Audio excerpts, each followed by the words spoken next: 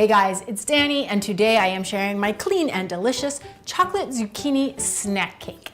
Now, originally I was going to call this recipe a brownie, but I find that the texture is a little bit more cake-like, so I went with snack cake. But really, if you are looking for a chocolate delicious treat that also happens to be packed with nutrients, I don't care what you call it, this recipe is for you.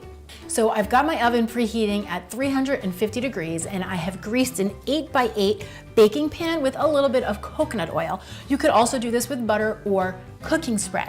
Then I've got 2 medium-sized zucchinis that I grated on the large hole of my box grater. Now, really what you want here is 2 packed cups of zucchini. If you have very picky eaters in the house, you could peel the zucchini first so nobody sees any speckles of green in their snack cake, but otherwise I would leave it on because there's a lot of nutrients in the skin. So in a nice big bowl, I'm gonna start with my wet ingredients. I've got 2 eggs, 1 tablespoon of vanilla extract. Now, did you guys know that vanilla actually makes chocolate taste more chocolatey? The irony. A half a cup of coconut sugar. You could also do a little turbinado sugar if you didn't have coconut sugar, and a 1/4 cup of applesauce.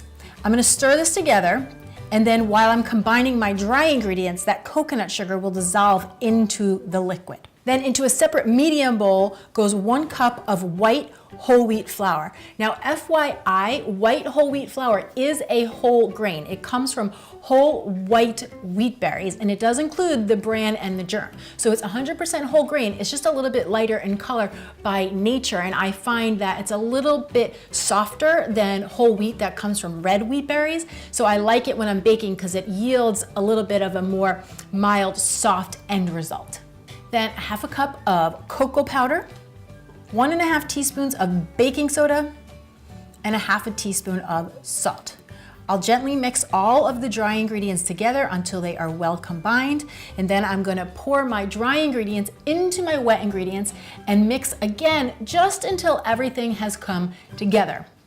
From here, I'm adding in that shredded zucchini and ½ a cup of mini chocolate chips. And then again, I'm just gonna gently fold this into the batter until it's all incorporated, and then pour my batter into my prepared baking dish.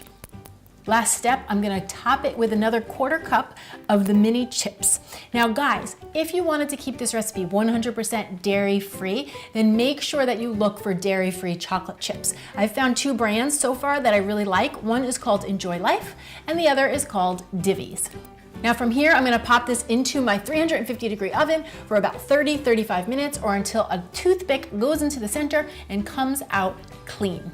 Now, the hardest part, of course, as always, is allowing them to cool completely before you cut into them. Once they're cool, I like to cut them into small squares. So I'll cut this pan into 16 pieces, and then I will store whatever we don't eat right away in the fridge for up to a week, or into the freezer for a good month or so.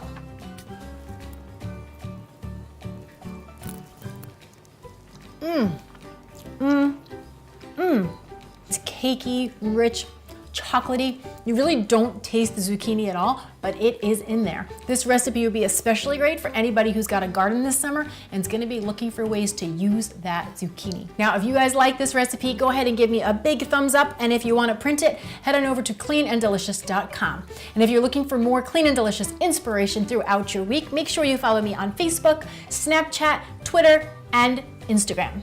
Thanks so much for watching, guys. I'm Danny Spies, and I'll see you back here soon with some more clean and deliciousness. Cheers. But it's in there, and it's fueling your body.